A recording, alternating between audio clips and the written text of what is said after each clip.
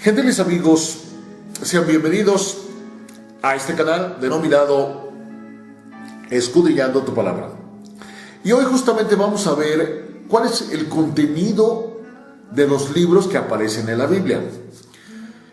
Una de las cosas que deberíamos siempre habernos preguntado y que desgraciadamente la mayoría de las personas que tienen acceso a este bendito libro no se hacen esta pregunta. ¿Por qué el libro de la Biblia tiene diferentes libros? Y estos libros están divididos en dos, en Antiguo Testamento y en Nuevo Testamento. Ahora, deberíamos de preguntarnos, ¿qué es un testamento? ¿Qué es un legado? ¿Qué es exactamente lo que entraña el hecho de que esté dividido en testamento? Y ya automáticamente solo con esto, queridos amigos, podríamos deducir que si hay un testamento es porque hay alguien que ha legado ese testamento o ha dejado ese testamento y, por supuesto, hay alguien que va a recibir ese testamento. Entonces, vamos a analizar cuál es el contenido de los libros de la Biblia. Y podemos darnos cuenta que el Antiguo Testamento está compuesto por Génesis, Éxodo, Levítico, Números, Deuteronomio. Y luego viene lo que se considera el libro de los profetas. Los primeros 5 libros, autor como Moisés. Y se consideran como el Pentateuco. Pero acuérdense, queridos amigos, que lo más importante de el hecho de que nosotros nos presentemos delante de la presencia de Dios a través de su palabra es que tenemos que dirigir nuestra oración al Espíritu Santo. Uno de los errores que la mayoría de las personas cometen, y yo lo estuve cometiendo durante muchos años, es que siempre me dirigía al Padre, siempre me dirigía al Hijo y nunca me dirigía al Espíritu Santo. Pero si vemos justamente lo que dice la palabra en el libro de Juan, en el capítulo 14, es extraordinario porque es el mismo Jesús, el Cristo, hablando. Y veamos lo que dice este extraordinario capítulo 14 de el Evangelio de Juan. Y detallemos claramente lo que dice. Jesús, que ya sabemos que Jesús es el Cristo, es el camino al Padre. Y Jesús el Cristo nos dice claramente: no se turbe tu corazón, crees en Dios, cree también en mí. En la casa de mi Padre muchas moradas hay. Si así no fuera, yo no se los hubiera dicho. Voy pues a preparar lugar para ustedes.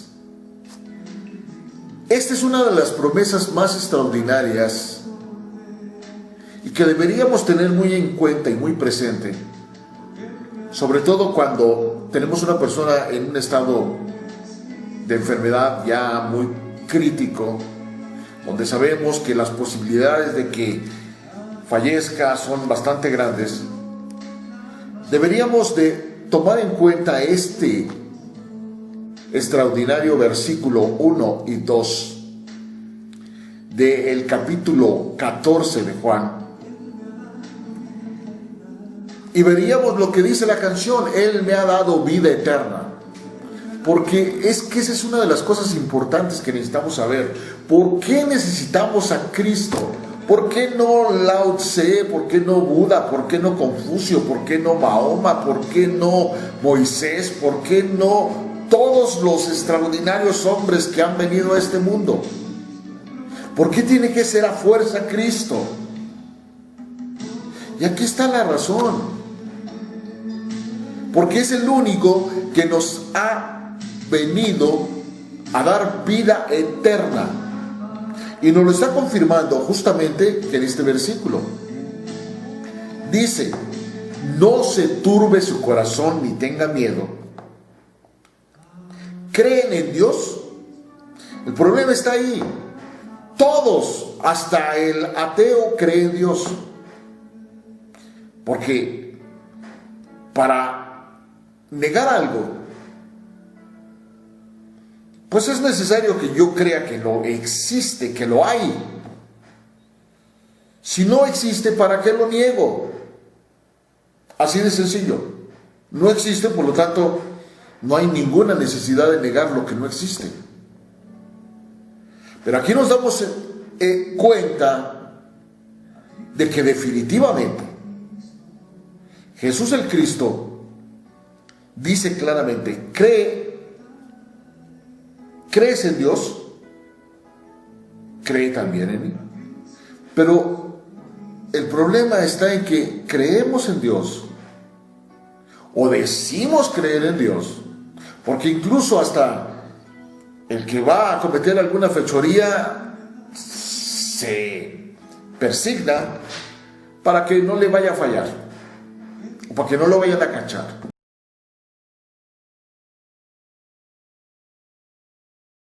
Pero ese no es el propósito. O sea, creer en Dios es muy diferente a creerle a Dios.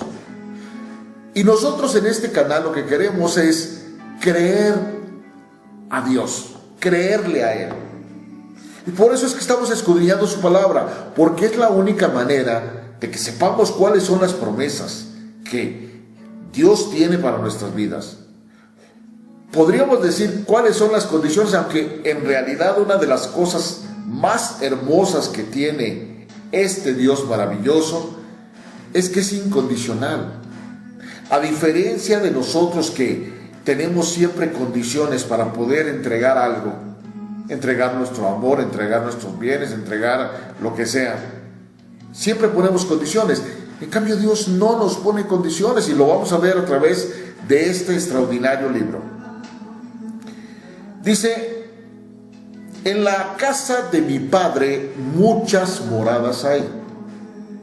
Si así no fuera, yo no se las hubiera dicho. Y aquí también podemos ver una diferencia enorme entre lo que es Jesús el Cristo y lo que es el príncipe de este mundo.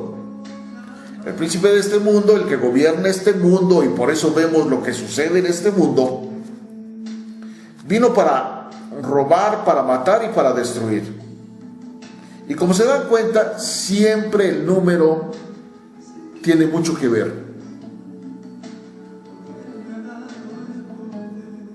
Somos 3. Y la labor destructiva de Satanás tiene que ver con 3. Somos 3. Y la labor edificante, constructiva de Jesús el Cristo tiene que ver con 3.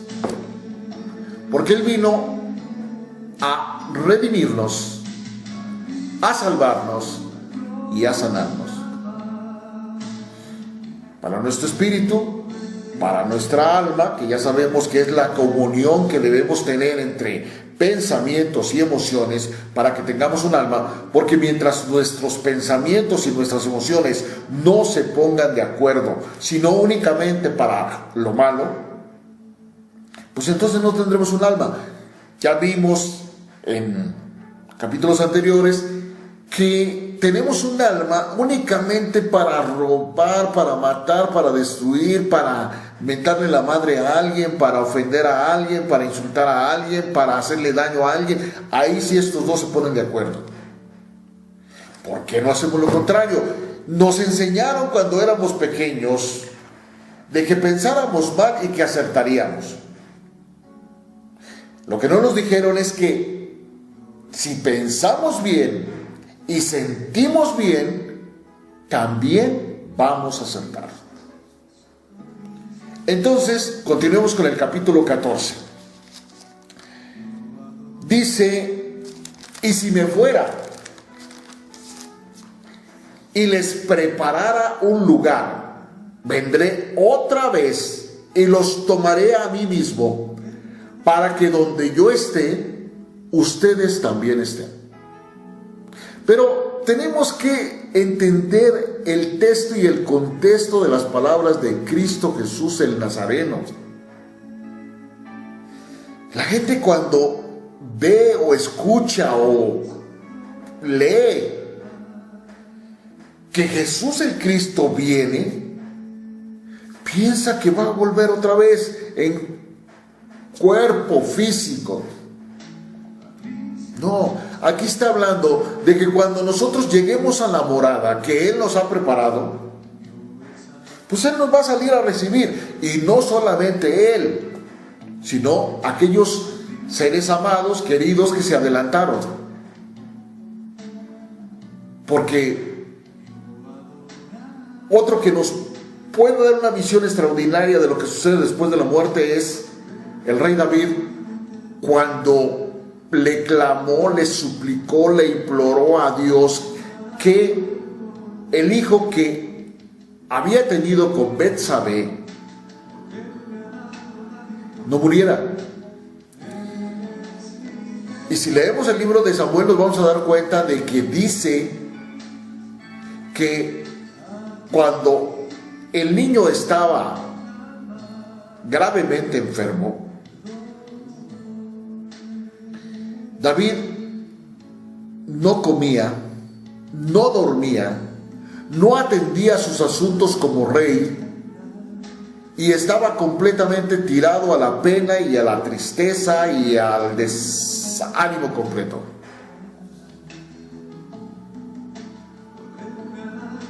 De tal manera que sus allegados, sus siervos, cuando se dieron cuenta de que había muerto el niño, dijeron: si estando todavía el niño con vida, el rey no comía, no dormía, no atendía sus asuntos, estaba completamente tirado a la pena, ¿qué va a suceder ahora que le digamos que su hijo ha muerto?